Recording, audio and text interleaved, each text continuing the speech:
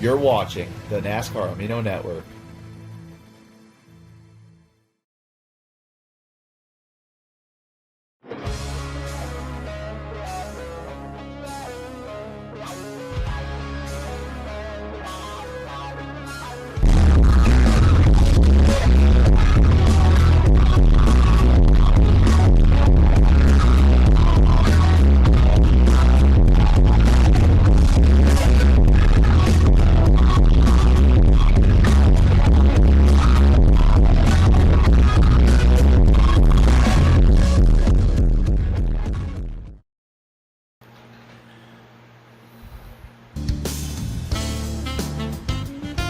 That is an outdated logo, but that's okay. It's the coolest logo. Hi, everybody, and welcome to Ewings Week.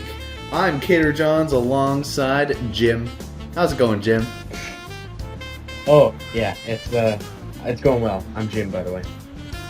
Yeah, he's Jim. Pretty cool. This is going to be working a little bit different, not going to lie. So as you see, the cars are already lined up in a very odd fashion as compared to normal. Here's how it works. Race-off format, starting grid, up to 5 wide in the first row, 4 wide in the back. 1 race-off between all 9 drivers who've been eliminated. The race length is 4 laps, and the winner will rejoin Racefest competition. Now, later on, the 8 drivers who don't win, the reenactment format, teammates are obsolete. They are all doing their own reenactment. It's 8 drivers and only 1 car for each of them. The 2 best reenactors rejoin the competition and become teammates with each other. That's pretty cute, isn't it, Jim?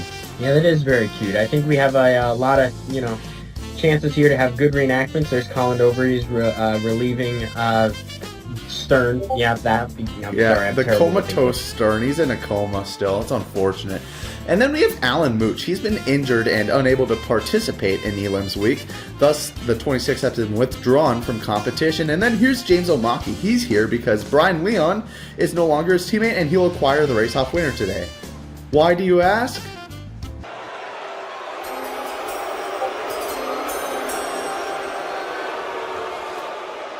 With the first pick in the 2022 NFL Draft, the Detroit Lions select Brian Leon, quarterback out of Boise State University. And congratulations to Brian Leon and his amazing just goal in life of making it to the NFL and making it big time. But unfortunately that means he is no longer in the Ragefest, and whoever wins it will join James O'Maki in competition, which is okay because he's been wanting a different teammate. I'm going to shut up now. Here's the starting grid. Here's start your goddamn engines! Man, that was a lot of quick talking. I forgot to mention, by the way, this is a standstill start. Green means go and red means no go. Here we go, Jim. I'm ready. Let's do this. The lights are on and we're ready to go green and racing here, boys. Woo-hoo-hoo. And we're down to 4 lights. We're up to 5. We're up to how many are there? There we go. Here we go. 5, 4 wide into contact. Turn 1 into the wall. They're alive. I don't know how they all just made it. They were 5 wide. Oh, they're wrecking. Oh, there goes Chris Black into the wall in the back. That's unfortunate. Roberto Crown holds the lead. Contact. Colin Dover going for it. He got Tire down. down. He got tired down. They wrap. Oh, no. Oh no, the big one. Tanner hit Chris Black and up and over goes the 83. He's tumbling. Oh God. Evan Toddy. Evan's the only one left in this race, and it's like, wait a minute.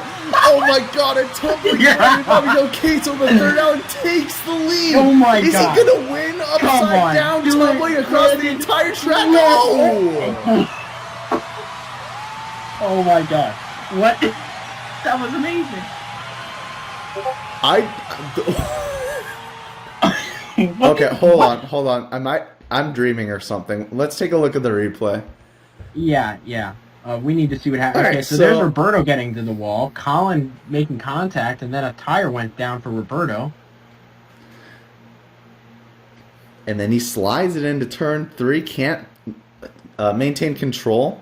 I mean, that's hard to do with a blown tire. And then you saw there, Tanner, I think Wario shoved him up into the 14, and that just started this whole reaction involving Redneck and Marinelli as well. And then you saw the 83 hit the blunt end of the wall that sent him flying. Yeah, and he just continued to, just tumble, and apparently he had good, velocity under that hood, and he was able to keep it going. And then here they are at the white flag, there's Brandon just casually, taking the lead from Evan on his roof. On the apron. Normal stuff. Normal. Yeah, normal, physically possible stuff. And he's still tumbling. Oh, yeah. This is at least 200 rolls, if I were to guess. And Evan's just like, more. What do I got to do? And then he gets Newman or something like that across the line. I don't even know who won. Actually, yeah, that was a lot closer than I thought. Evan could have got him at the line. I don't know. We're going to have to... Let's freeze frame it here. Oh! That's I can't tell. It's hard to tell because you got the smoke underneath the 83. You can't see where it is vertically. Well, there it is. Evan Toddy has won the race off. And he is James Omaki's new teammate. Impressive. Good job, Evan. Brandon gave it a try. It is pretty impressive. Yeah, he did. Gave it a whirl. Let's hope he's okay. That was a lot of tumbles. All right, we'll be right back. Stay with us.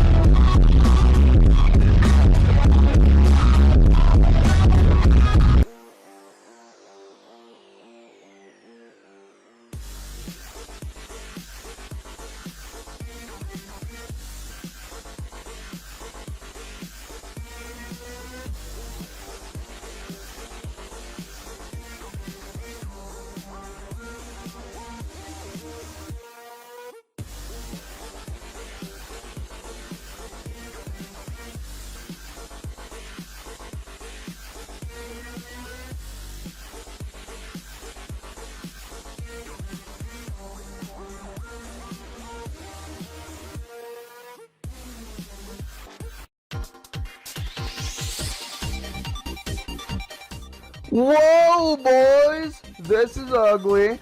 And then before you knew it, it wasn't ugly because Jimmy Johnson made this miraculous, almost impossible save trying to qualify here in 2006. Literally, it's going to be the toughest thing ever to recreate this, and it's just going to be so entertaining to watch how these guys manage this today. But yeah, he spun it off turn 4, looped it around a couple times using the gas and brake pedal to efficiency to not hit the wall. Difficulty 4.9 out of 5. Well, that's going to be a toughie now, isn't it, Jim? As we got these 8 drivers, here are the race-off finishes. They will go in order of worst to best, and they get to observe later on and see how other people do at this. Yeah, definitely a pretty difficult reenactment here. And there's Brandon. He shit himself after 82 violent flips. Car's all cleaned up and they're ready to go. So yeah, well done, crew. Yeah. Woo. Yeah. Go team.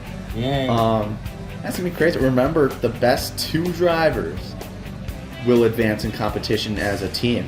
So you never know. You could have Chris Black and Roberto Crown Jr. be teammates, assuming they do the best here. But here we go. Chris Black is first. It's not easy being the first one. And here's how Chris Black was eliminated. Teammates with Demo Redneck. He tried turning him around into the wall. He comes to a dead stop while his teammate just goes on a violent series of rolls. Yeah, definitely wasn't very ideal. That little twirl there at the end there is kind of what, lost him some points here. Let's see how he does here.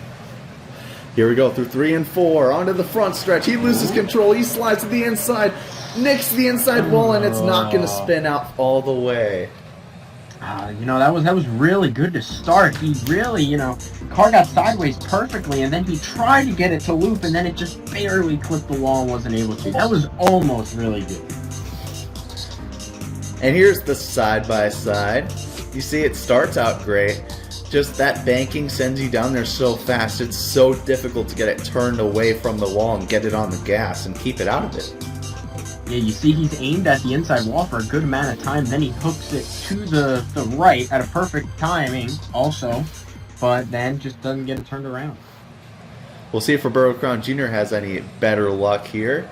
He heads out onto the track. Here's a reminder of how he was eliminated just last week at Kansas with fill-in driver Andrew. Actually, I don't think he wants me to say his name, so we're just going to leave it at Andrew. It was pretty unfortunate. But Yeah, well. yeah, here we go, Jim. Into turns 3 and 4 for Roberto Crown Jr. He's gonna lose it. Off to a good start. Gasses it up. Brake, gas, and he just pulled off what seemed to be a near perfect reenactment. Oh my lord, that was incredible. Look at that. He's at the inside wall perfectly. Gets it turned around. 1. There's 2.5. That's perfect. That was awesome.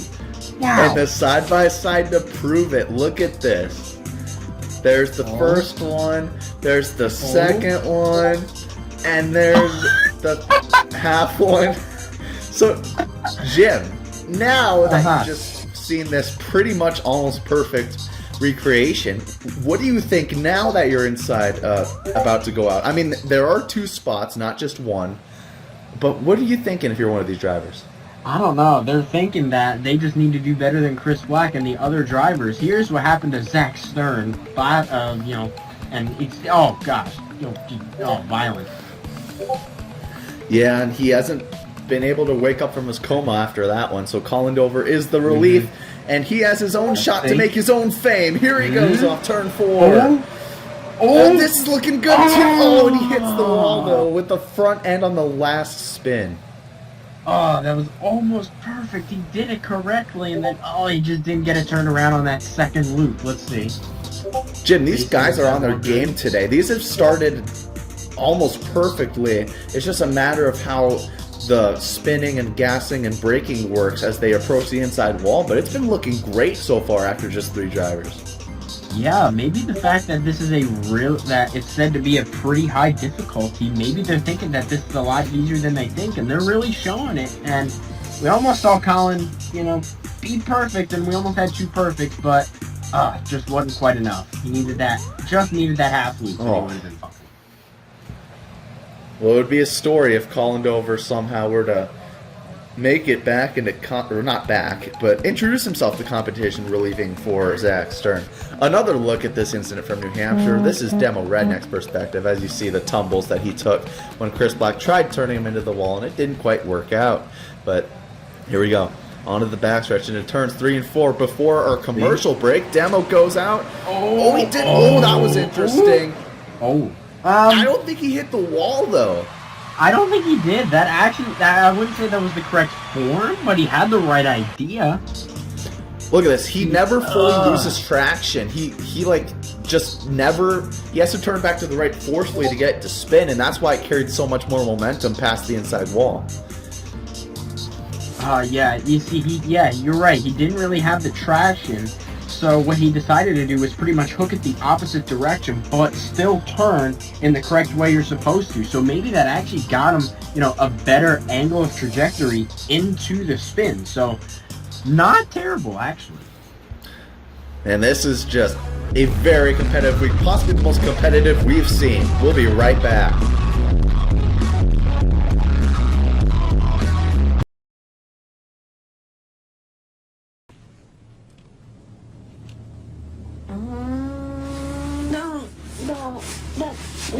What? No. That's crap. I didn't even do anything.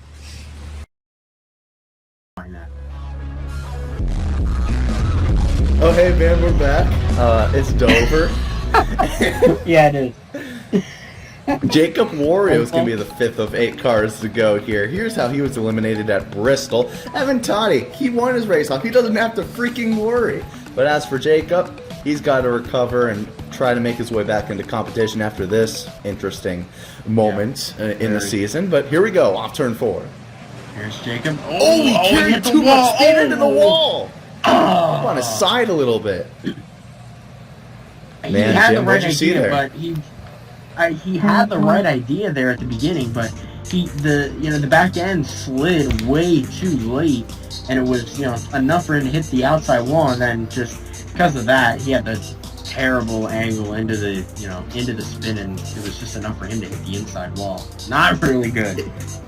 It looked to me like he just carried way too much speed through 3 and 4, and that just really screwed up his approach to the reenactment here.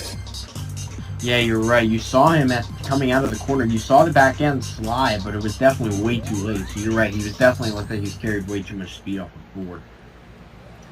Unfortunate circumstance there for Jacob Warrior. Let's see if Tanner Campos has any better luck. Another look at this terrible crash. Tanner did his job here. He didn't do anything wrong. Zach just had a bit of an unfortunate mishap for this for that reenactment to go. And here goes Tanner off turn 4, spins it in the inside wall. Oh, and these reenactments are just falling apart all of a sudden. Yeah. Yeah, they were really good at the beginning, and now the last couple haven't been great. You see there, really good spin off of 4, but then he just never got the car turned back around. And once he did, it was way too late, and he just hit the inside wall. Let's take a look at the side-by-side. It's weird seeing the 48 and the 24 both doing that. But you see, he hits the wall there, gets almost on his side again, except with the opposite side of the car. And good lord. Yeah, pretty much he just spun to the inside and he just didn't turn it around in time, pretty much. It's truly unfortunate. Caleb Marinelli. Talk about a hungry driver to get back into competition. Here's how he was eliminated. Week number 1 with his teammate Brandon Bobby Joe Case with a third down. Who's next, by the way? But for now, Caleb Marinelli off turn 4. Spins it. Oh, he got a bit of air, it looked like. That was weird. I say he did about half correct there. Sort of. Better than the last two, that's for sure. Let's see how it went. Yeah. So, look at this. The car gets light. That's really odd for Dover. But I guess he's carrying a lot of speed off turn 4. But yeah, you see there, he got off the 4, got the spin. But then, that was weird. He kind of started to weight shift a little bit. And I don't know, that was really weird for it to get on its side, off 2 wheels like that. Because the air just got a tiny bit underneath it, which is impressive how he still got that car to turn back around and just barely hit the inside wall. But he's going to need some help from the judges to get back into... Okay.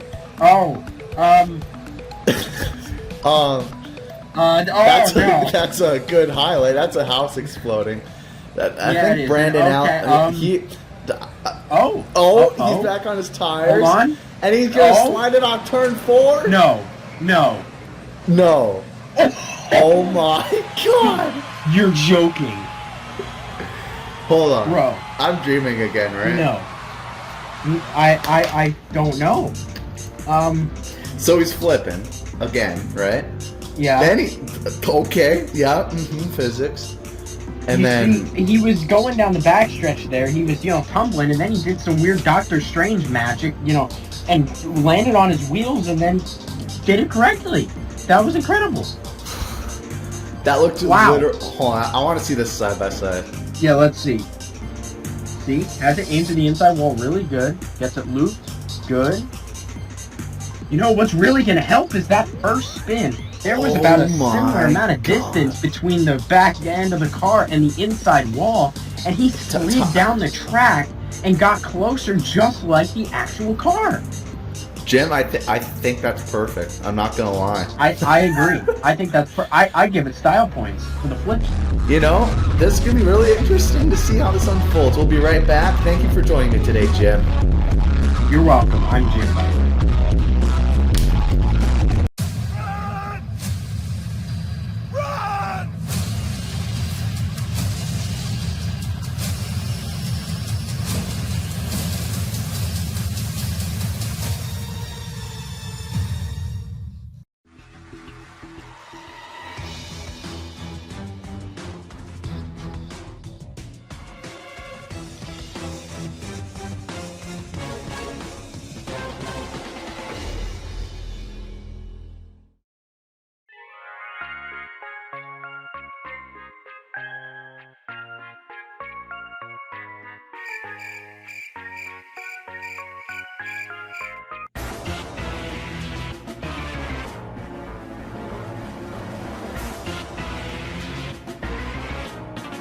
I thought the ceremony was here this week.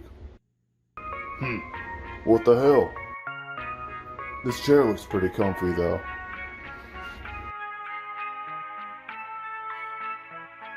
Can I play Clash of Clans on the TV with this remote?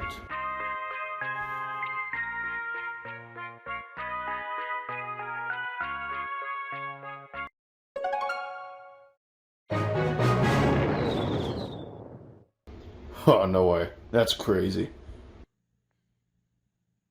Oh, shit! Oh, dude. Clash of Clans on the TV? No way.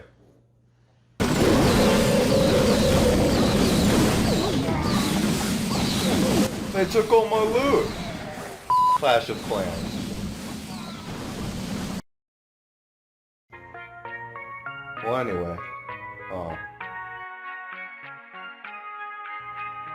Wait a minute. Oh yeah, there's no ceremony this week. I gave the judges their New Year's break off. Oh yeah, it's all coming back to me now. And you know who is the judge?